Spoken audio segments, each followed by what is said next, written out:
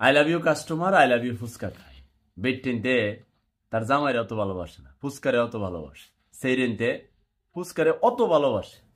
তো আগের দিন এইখানকার ভিডিও ফুটেজ আপনাদেরকে দেখাইছিলাম প্রকাশ্য দিবালোকে, সম্ভবত এদের চোখে আগের ভিডিওটা পড়ছে। এখন আজকে গিয়ে দেখলাম ঘটনা দূর থেকে দাঁড়ায়া যে ধোয়া মোচার জায়গাটা টেবিলের নিচে নিয়ে গেছে, কেউ দেখে না। একই জায়গায় আমি 30 মিনিট অপেক্ষা করছি এবং 30 মিনিটে যতবার মানুষ ফুচকা কিংবা চটপটি খাইতেছে, ওই বাটিগুলো আনতেছে একই বালতিতে বারবার ধুইতেছে, ওইটাই আবার পৌঁছাই দিচ্ছে।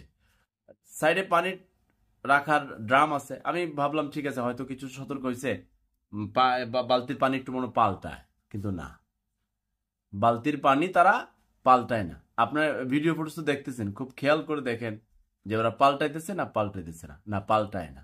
তো আমার প্রশ্ন হচ্ছে মা বোনদের প্রতি, আপনাদের তো খুব প্রিয়, আমি চেষ্টা করি, আপনাদের বিরক্ত লাগে যে আরে আমরা খাই এই বেটার কি না।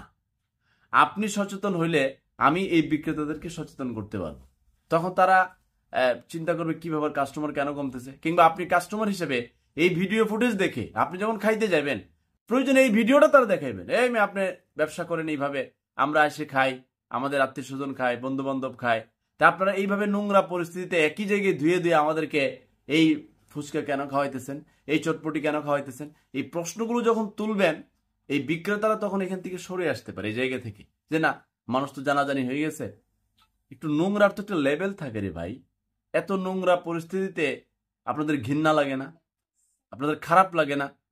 এখন ভিডিও ফুটেজটা দেখানোর মানে হচ্ছে আপনার মনে একটা প্রশ্ন জেগে দেওয়া। এবং যারা শুনছেন অভিভাবক, আপনার আদরের কন্যা সন্তান থাকতে পারে, যে ভাই শুনছেন আপনার বোন থাকতে পারে, তাদেরকে ভিডিও ফুটেজটা দেন, মেনশন করে দেন যে তারা কি খায় আসলে, আর বিক্রেতারা কি আয়োজন করে বসেছে। কেন পয়সা কি কম নেও মিয়া? ওই মেয়ে বিক্রেতা, তোমরা দোকানদার পয়সা কম নাও, মেলাতে তো আরো বেশি পয়সা নাও, তাহলে তোমার পরিষ্কার পরিচ্ছন্নতার ব্যাপারে তোমাদের লেভেল এত খারাপ কেন? আগের ভিডিও ফুটেজ দেখি প্রকাশ্য করতা, এখন ওই ভিডিও ফুটেজ সরাইয়া দেখছো সম্ভবত এখন ভিতরে লই গেছো। তো ভিতরে হামাইয়া তুমি একই বালতিতে একজনে ফুচকা খাইছে, চটপটি খাইছে, ওইটা আবার ধুইয়া ওইটা আবার ডেলিভারি দিচ্ছ, এবং আমি 30 মিনিট দাঁড়ায় নিশ্চিত হয়েছি তোমরা একই বালতিতে এই কাজগুলো করতেছো। কেন ভাই, কেন করতেছো? কেন বলো? তোমাদের কি অসুবিধা? তোমাদের কি কাস্টমার পয়সা কম দেয়? তোমরা পানির ব্যবস্থা করিয়া তোমার 50 টাকা এক প্লেট ফুচকা রাখো, ফুচকার মধ্যে কি দেও? এই টক, মামা টক দেন বেশি, মামা ঝাল দেন বেশি, ওইটা তো আল্লাহ জানে কি দেন। সেই ব্যাপারে না গেলাম, শুধু নোংরামির একটা লেভেল থাকে তোমাদের, কি অবস্থা। তো যারা দেখতেছেন দয়া করে, যারা এটার লাভার আছে, প্রিয় আছে, আই লাভ ইউ ফুচকা, ওদেরকে একটু মেনশন করে দেন, এটা আমার অনুরোধ রইল, আর শেয়ার করে দেন।